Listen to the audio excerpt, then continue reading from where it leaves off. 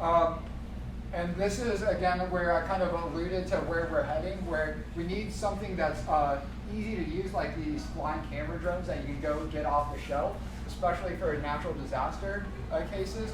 You don't just need to take photos and videos to find people. You also need to deliver cargo to them or establish communications with them.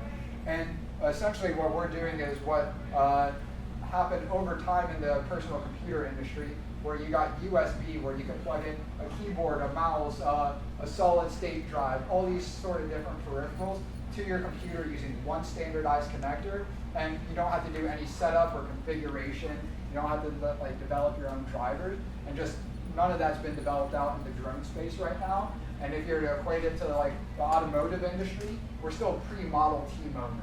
As much as people hey, drones are already super popular. Well, there's already hundreds of thousands of cars worldwide by the time the Model T came out, but they didn't really even hit a mass market sort of scale and usability until 1914, almost 3 decades after the automotive industry really got started. So again, not expecting all of you to want to help shape the future of drones like we're doing, but there's definitely no shortage of opportunity to do so. And if nothing else, there's already some pretty cool use cases where people are using drones outside of just the standard photography, videography today, again within a natural disaster scenario. One of the cooler sort of applications I've seen are using more like FPV racing style drones, specifically meant to fly into tornadoes.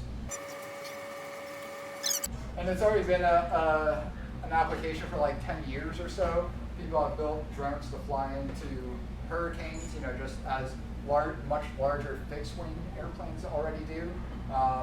But whether it's a hurricane, tornado, or any sort of human response or recovery effort, one thing I kind of glossed over with the larger hummingbird drone, like the helicopter-sized drone, my professor actually loved that whole disaster relief plan I laid out, but he thought it was too far-fetched to have a drone actually go pick up a person to recover them.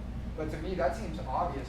Why would you want to risk the life of a helicopter pilot in addition to the person you're trying to save, as opposed to just risking the life of the person you're trying to save if you could use a drone also capable of picking up people?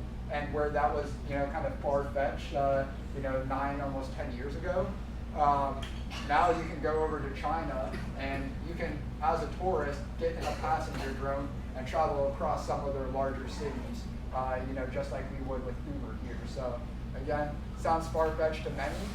It's just, unfortunately, we are a decade or so behind in industrializing compared to China and realizing this at any sort of mass market level.